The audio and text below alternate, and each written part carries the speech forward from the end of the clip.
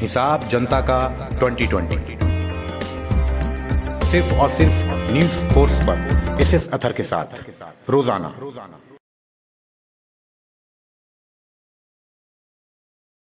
आज मैं मौजूद हूँ फुलवारी विधानसभा क्षेत्र में और सेकंड फेज का वोटिंग कल ख़त्म हो चुका है और हमारे chief editor mister SS Athar भी यहाँ मौजूद हैं जो कि राजनीति के अच्छे जानकार हैं और उनसे हम चर्चा करेंगे और जितने भी यहाँ पे मेहमान हमारे बैठे हुए हैं इनसे भी चर्चा करेंगे। सबसे पहले आप लोगों का सबका स्वागत है। जितने भी मेहमान यहाँ पे मौजूद हैं सबका इंट्रोडक्शन करवाना पॉसिबल नहीं है, फिर भी बहुत बहुत शुक्रिया आप लोगों का जो इस डिबेट में और इस चुनावी चर्चा में हिस्सा लेने आए। तो हमारे साथ में इस चुनावी चर्चा में सबसे पहले मैं हमारे जो चीफ एडिटर अतहर साहब इनसे हम बात करेंगे चुनावी माहौल के बारे में कि आपने पूरा बिहार अभी घूम के देखा और चुनाव का जहाँ जहाँ आपने सर्वे किया तो आपको क्या लगा और कैसा मतलब यहाँ की राजनीति और में आपको क्या फ़र्क लग रहा है और आने वाले जो आप देख रहे थे कि लोगों का रुझान एक तरफ वन साइडेड महागठबंधन की तरफ है, तो आपकी राय में और आपके मतलब समर्थन किसको गया है इस बार और किसकी सरकार बनने वाली है 10 तारीख को, क्या होने वाला है, मतलब क्या लगता है आपको? तो वक्त ही बताएगा 10 तारीख को। और ऐसे तो चलिए आए इंशाल्लाह गठबंधन भी आए, पप्पू यादव जी की सबकी सरकार आए जो आपको मुस्लिम की दलित की सबकी जो सुने और सबका ध्यान रखे, क्योंकि जनता जो है वो पिछड़ी ही है। ये जो मुस्लिम हैं, दलित लोग हैं और जो पिछड़ी जाति हैं बिल्कुल अनाथ हैं, कोई सुनने वाला नहीं है, किसी तरफ भी कोई नहीं सुन रहा है। वही बदलाव होना चाहिए। वही बात है कि हश्र में मेरी गवाही कौन देगा, सब तुम्हारे ही तरफदार नजर आते हैं। तो वही हाल हो रहा है। ये जो आपको जो सरकार बीजेपी की आ रही है कोई सुनने वाला किसी नहीं है। हश्र में तो क्या, ये यहाँ देखिए अभी दुनिया ही में कोई सुनने वाला नहीं, किधर भी आप जाइए कहीं कोई नहीं सुनने वाला है, किधर भी आप चले जाइए। यही सब सारी बातें हैं और वही है एशार मेरे ही मुझको सुनाने की जिद न कर, मेरे ही तीर मुझ पे चलाने की जिद न कर, बारिश भी हो रही हवाएं भी तेज़ है और कागज़ का शामियाना लगाने की जिद न कर, और वक्त काट के रख देगा एक दिन तेरी पतंग को, बेवक्त की पतंग उड़ाने की जिद न कर। तो वही हाल हो रहा है बीजेपी का, जो बेवक्त की पतंग उड़ा रहे। एक दिन इनकी ज़रूर कटेगी पतंग और कटने वाली है और कट रही है बेशक। ऐसी राजनीति की वजह से लोग शायर भी बन गए हैं। आप देख सकते हैं कि लोग जो मतलब राजनीति से बहुत दूर रहा करते थे और ऐसी राजनीति और ऐसी पॉलिसी की वजह से आज एक आम आदमी एक अच्छी शायरी करने लगा है। राजनीति के माहौल में एक नए बहुत सारे कामों में ये बढ़ चढ़ करके हिस्सा लेते हैं। नाम बताओ अपना। मेरा नाम मोहम्मद साबिर हुसैन है। क्या पढ़ाई अभी शुरू है? हाँ, पढ़ाई अभी रेगुलर है। मतलब कि क्या लगता है कि जैसे कि अभी ये बिहार के युवा अभी बस जिधर जा रहे हो एक ही लहर है कि तेजस्वी तेजस्वी तेजस्वी, तो क्या लगता है कि 10 लाख जो नौकरी देने का पढ़ाई कमाई और दवाई इन जो मुद्दों पे वो चुनाव लड़ रहे थे, क्या ये चुनाव के बाद वोटिंग के बाद जब सरकार बनेगी तो ये उन मुद्दों पे कायम रहेगी कि ये भी जुमलेबाजी की तरह लोग इसको भूल जाएंगे? देखिए, गवर्नमेंट जब बनाना होता है तो लोग बहुत सारी बातें करते हैं, लेकिन जब गवर्नमेंट बन जाती है तो उसके बाद सारी गवर्नमेंट भूलती है। तो हमको उम्मीद है कि ये भी शायद याद रखें, शायद हम बोल रहे हैं। एक दूसरा जो इलेक्शन में सबसे बड़ा मुद्दा जो है द मिस हुआ था वो है आपका एजुकेशन। एजुकेशन पे कोई सवाल नहीं, एजुकेशन को किसी ने अपना मुद्दा बनाया ही नहीं, चाहे वो आरजेडी हो या फिर सीपीआई हो या फिर आपके जदयू हो। जदयू अपना वो दिखा रहे थे कि हमने रोड बनाई, हमने इलेक्ट्रिसिटी घर घर पहुँचाई, लेकिन एजुकेशन पे वो भी पीछे हैं। ये कोरोना जो है बहुत सा रहस्य जो है हमारे बिहार का वो खोल दिया। एक है आपका हेल्थ सेक्टर, हमारा कैसा बद से बदतर हुआ वो सामने सबके सामने है। एजुकेशन तो बद से बदतर हुआ हुआ, उसके बारे में तो बात ही नहीं करना। आपको ज़्यादा नहीं हो तो आप किसी भी हाई स्कूल में जाके देख लीजिए, देखिए वहाँ की स्थिति कैसी है। तो स्टूडेंट जो है इसी से नाराज़ है और नाराज़गी यकीनन दिखेगी नीतीश गवर्नमेंट। फुलवारी में इतनी बड़ी आबादी और युवाओं की यहाँ अच्छी आबादी है और अच्छे खासे विद्यार्थी यहाँ हैं, जो कि यहाँ के विद्यार्थी पढ़ने के लिए स्टडी करने के लिए यहाँ से 5 किलोमीटर दूर जाते हैं लाइब्रेरी में अपनी प्रैक्टिस करने, क्लासेस करने और जो भी जीडी वगैरह जो होता है ग्रुप डिस्कशन करने। तो फुलवारी में वो माहौल क्यों नहीं अभी तक क्रिएट हुआ? और फुलवारी में शिक्षा संस्थान अभी तक सरकारी शिक्षण जो संस्थान होता है अभी तक कहीं पे है नहीं। और इतनी बड़ी आबादी में कहीं पे मतलब युवाओं के लिए, बच्चों के लिए खेलने के लिए कोई ग्राउंड नहीं है, मैदान नहीं है, तो ये भी एक मुद्दा है फुलवारी के युवाओं के लिए। और यहाँ के जो अभी जो नए बच्चे जो अभी अभी हैं, जो हम लोग अपने टाइम में तो इधर बहुत सारा मैदान था, खेल कूद करके हम लोगों ने अपनी ज़िंदगी बिता ली, मगर जो अब जो न्यू जनरेशन के जो बच्चे हैं उनके लिए कोई सुविधा नहीं है। तो वैसे बच्चों के लिए, वैसे विद्यार्थियों के लिए कुछ यहाँ इंतज़ाम होना चाहिए कि नहीं? देखिए, एक बहुत बड़ी बात कही है किसी ने कि नीयत की बरकत होती है। सबसे बड़ी चीज़ है नीयत, इंटेंशन यहाँ क्या है। तो यहाँ एजुकेशन को लेकर के इंटेंशन जब गवर्नमेंट ही की नहीं तो यहाँ के लोकल गवर्नमेंट की क्या होगी। इतनी बड़ी आबादी है, एक आपको पब्लिक लाइब्रेरी नहीं दिखेगा, तो पब्लिक लाइब्रेरी नहीं है तो बच्चे क्या करेंगे, पढ़ने को छोड़ करके बाकी सारे काम करेंगे। आपको खुद दिखता होगा कि यहाँ अधिकतर लोग जो है खराबी की तरफ जा रहे हैं, ये मैं खुल के बोल रहा हूँ। तो इसको हटाने का बस एक ही तरीका है, वो है एजुकेशन को प्रमोशन बहुत ज़रूरी है। एजुकेशन को प्रमोशन बहुत ज़रूरी है, ये बिल्कुल सही बात है। और सरकार को चाहिए कि इस मुद्दे को सबसे पहले बिहार में और ख़ासकर फुलवारी शरीफ की जो युवा आबादी है उनके लिए कुछ खास इंतज़ाम करे। और जो हमारे आरजेडी के नेता उनसे भी पूछेंगे हम कि ये जो हमारे जो तेजस्वी प्रसाद यादव हैं, उन्होंने 10 लाख नौकरी देने का वादा किया। एक तरफ उन्होंने 10 लाख नौकरी देने का वादा किया, दूसरी तरफ एनडीए ने 19 लाख नौकरी देने का वादा किया और फ्री वैक्सीन देने का वादा किया। तीसरी तरफ एनडीए के उनके नेता, जेडीयू के नेता नीतीश कुमार बोलते हैं कि सरकार के खजाने में पैसा है ही नहीं, नौकरी कहाँ से देंगे। तो इस बात में कहाँ तक सच्चाई है? मतलब एक तरफ वो बोलने के देंगे, एक तरफ वो बोल रहे, और जो यहाँ के अभी जो भावी मुखिया हैं जो नीतीश कुमार, वो बोल रहे हैं कि खजाना में पैसा ही नहीं है। तो क्या मतलब ये चल रहा है, ये कुछ समझ में? ये तो पहले जो गठबंधन बनाए हुए हैं बीजेपी के साथ नीतीश जी, पहले तो उनसे ये क्वेश्चन करना चाहिए बीजेपी वाले से उनको, नीतीश जी को। उनसे राय तक नहीं लिया गया, जैसा कि मतलब पता नहीं उनको कि ये बीजेपी वाले ने घोषणा किया है, ठीक है ना। ये नीतीश जी बोल रहे थे कि ये 10 लाख नौकरी कहाँ से देंगे, खजाने में पैसा नहीं है, ठीक है ना। जब खजाने में पैसा नहीं, उसके बाद ये 19 लाख का मसला आया। ये 19 लाख रोजगार देने की बात कर रहे हैं, ना कि नौकरी देने की बात कर रहे हैं, ठीक है ना। तो यहाँ तो नौकरी देने की बात कर रहे हैं, सरकारी नौकरी 10 लाख। पहले कैबिनेट की पहली मीटिंग, अब पहला कदम जो है वो तेजस्वी जी बोल रहे हैं कि मैं दूंगा। ये समझिए कि कन्फर्म है, ये कोई जुमलाबाजी नहीं है, ये 100% मतलब फाइनल इसको मानिए, श्योरिटी की मिलेगी, एकदम श्योरिटी। जहाँ तक कि बहुत सारे पार्टियों ने, जेडीयू, महागठबंधन ने, एनडीए ने, सब ने बहुत बड़े बड़े ऐलान किए। वहाँ जन अधिकार पार्टी के नेता जो पप्पू यादव हैं, उन्होंने बेसिक मुद्दों को रखा है, विकास, रोजगार। उन्होंने ये नहीं बोला कि 50 लाख नौकरी मिलेगा या 10 लाख नौकरी मिलेगा। तो आप मतलब कि जन अधिकार पार्टी जो है वो इन मुद्दों, उन्होंने क्यों नहीं बड़े बड़े वादे किए, उन्होंने क्यों बेसिकली मुद्दे को उठाया? हो सकता है कि उनके अगर बड़े वादे अगर करते तो हो सकता है कि वोट में उनके वोट और ज़्यादा बढ़ सकते थे। देखिए, आदरणीय पप्पू यादव जी बिहार के हालात को जानते हैं और गरीबों को जानते हैं, ठगना नहीं चाहते हैं।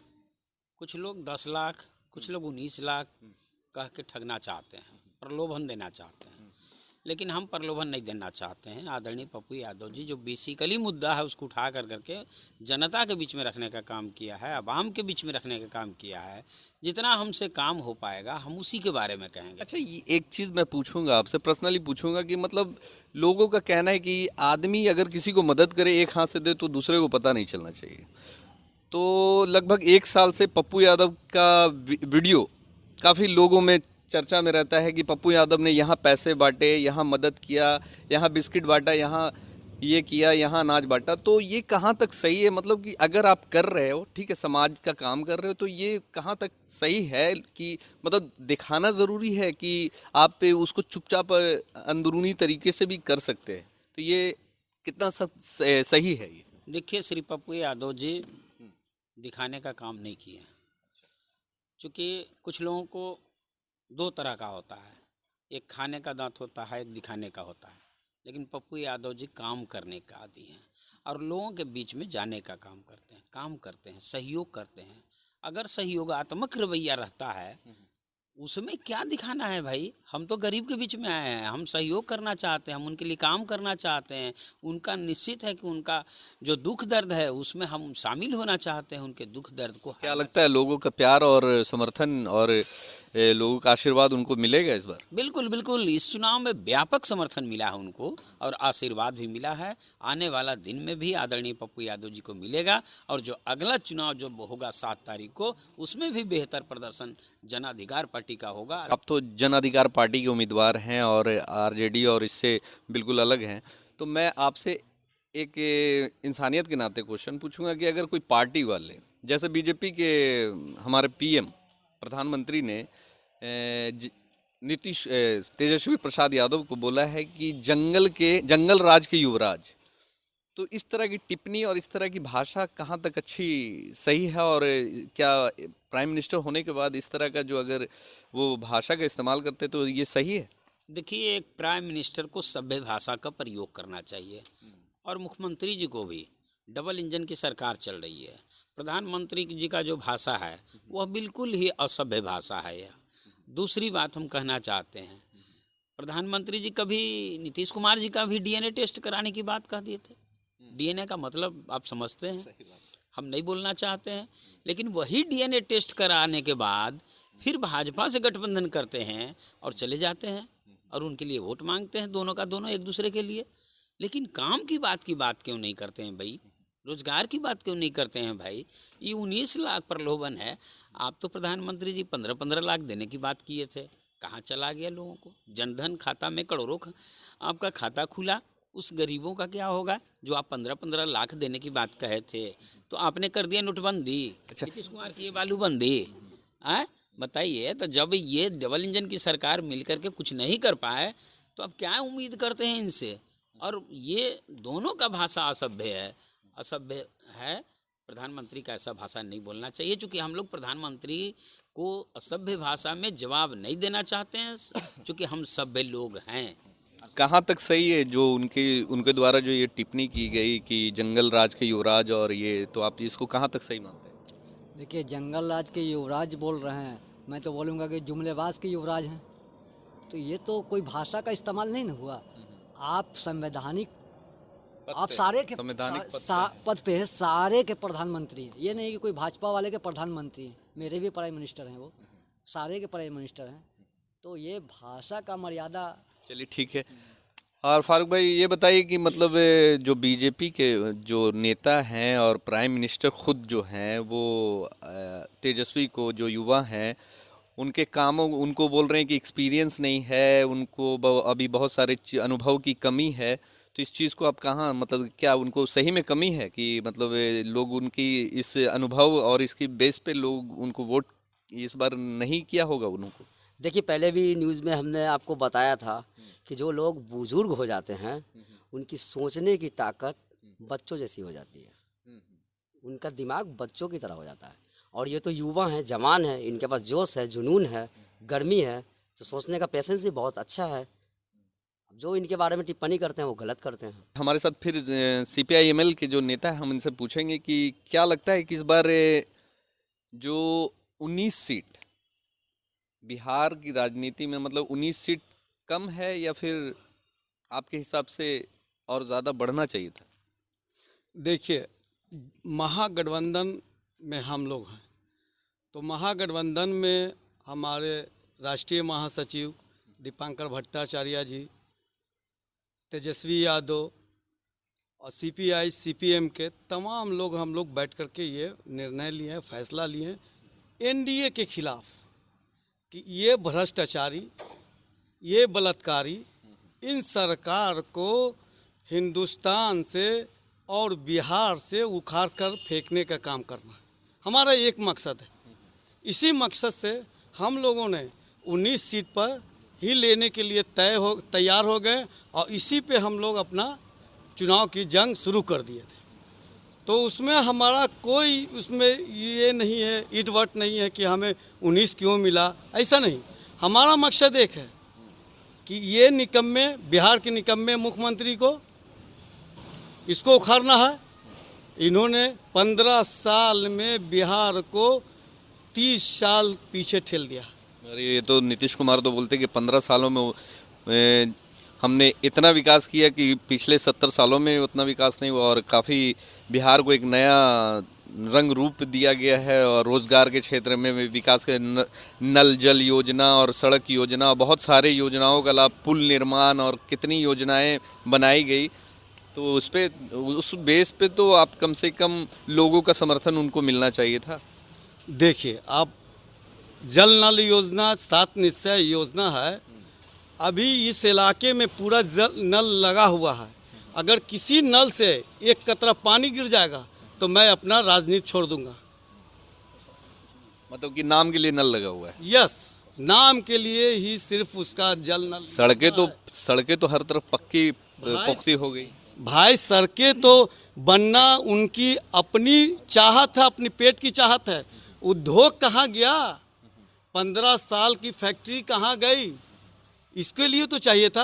आज जो हमारे नौजवान युवा, उनके गार्जियन आज दिल्ली, बम्बे, महाराष्ट्र इस तरह से जो प्लान कर रहे हैं रोजगार के लिए, और कोरोना काल में अपने छोटे छोटे बच्चों को गोद में लेकर के, मरे बच्चों को गोद में लेके चले आ रहे हैं। जब आते तो उत्तर प्रदेश के फोर्स उन्हें रुकवाते हैं। जब उस व्यक्ति ने रोक करके कहा कि देखिए ये मेरा हाल है, और उसके साथ उसकी पत्नी है, वो अपने बच्चे को, मरे हुआ को अपने गोद में लिए, लेकिन पत्नी को ये बता नहीं रहा था वो व्यक्ति कि हाँ ये बच्चा मेरा डेथ कर गया। जब पुलिस को बताया तब उसके बाद उसकी पत्नी को ये पता चला कि मेरा बेटा डेथ कर गया। उसके बाद रोना शुरू हो गया। यही 15 साल में तो ये काम किया। अगर 15 साल में ये उद्योग बैठाते हैं तो बिहार के एक भी नौजवान युवा, बिहार के एक भी मीडियम परिवार के लोग दूसरे प्रदेश में जाते नहीं। हमारे यहाँ कृषि इतना मजबूत है, इतना मजबूत है कि बिहार के बाद ही उत्तर प्रदेश, अदरवाइज कोई ऐसा स्टेट होगा। लेकिन आज देखिए कोसी का हाल क्या होता है। आज से आज़ादी के बाद से अब तक नेपाल के नदी जो है, उस नदी को अब तक बांधने का काम नहीं किया इन लोगों ने। ये तो कह रहे हैं अरे भाई जो 15 साल बीता उसको नहीं, मैं 15 साल आपको दिया, आप क्या किया? आप बताओ, आप तो बताओ कि 15 साल में के तो बांध दिया। तो ये हालात है बिहार का। इनकी तो विदाई बिहार की जनता ऐसा कर रहे हैं कि जिसे किसी नेता को वोट मांगने की जरूरत नहीं है। जनता उठ करके वोट जा रहा है डालने के लिए इस एनडीए के खिलाफ। मगर वोटिंग परसेंटेज जो कल हुआ है दूसरे चरण में बहुत ही कम हुआ, 54% के आसपास में। तो इसमें कहीं ना कहीं कोरोना काल को देखते हुए 54% वोटिंग हो जाना बहुत ज़्यादा महत्व रख रहा है। इसको नोट कर लीजिएगा। उसमें भी 54% वोट पोल हो जाना बहुत महत्व है इसका है। और ये एकदम सीधी लड़ाई जनता लड़ रही है सरकार के खिलाफ, किसी पार्टी नहीं, जनता एकदम डायरेक्ट लड़ रही है। अगर जैसा मोमेंट था कल, कोई भी नेता आकर ये कह देता या सामाजिक कार्यकर्ता कहता कि फलां को वोट मत दो, तो यहाँ की महिलाएं अधवार से मार देती।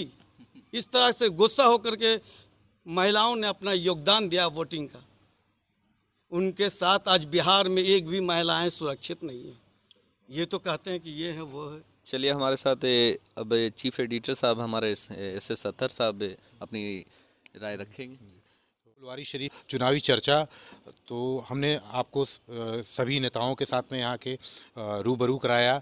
इन्होंने हमने सवाल रखा और इन्होंने जो जवाब रखा आपके सामने, आप देखना है और आपको समझना है। और सरकार बनने के बाद कौन आता है तो उससे क्या क्या सवाल करना और क्या क्या मुद्दे अपने हल करवाने हैं, तो आप अभी से मन बना लीजिए और दिमाग में सोच लीजिए, समझ लीजिए कि अगर आरजेडी आती है तो उससे क्या क्या काम करवाना है, अगर पप्पू यादव जी की पार्टी जाप आती है तो उससे क्या क्या काम करवाना है। और लेफ्ट तो है ही साथ में महागठबंधन के, या अगर ये नहीं आते हैं, अगर भाजपा आती है या आती है तो क्या यही ढर्रे पे चलेगा। तो आप समझ लीजिए अभी तीसरे चरण का बाकी है, इसलिए मैं ज़्यादा कुछ नहीं बोलूँगा। धन्यवाद। एसएस अत्तर, न्यूज़ फोर्स, फुलवारी शरीफ, पटना।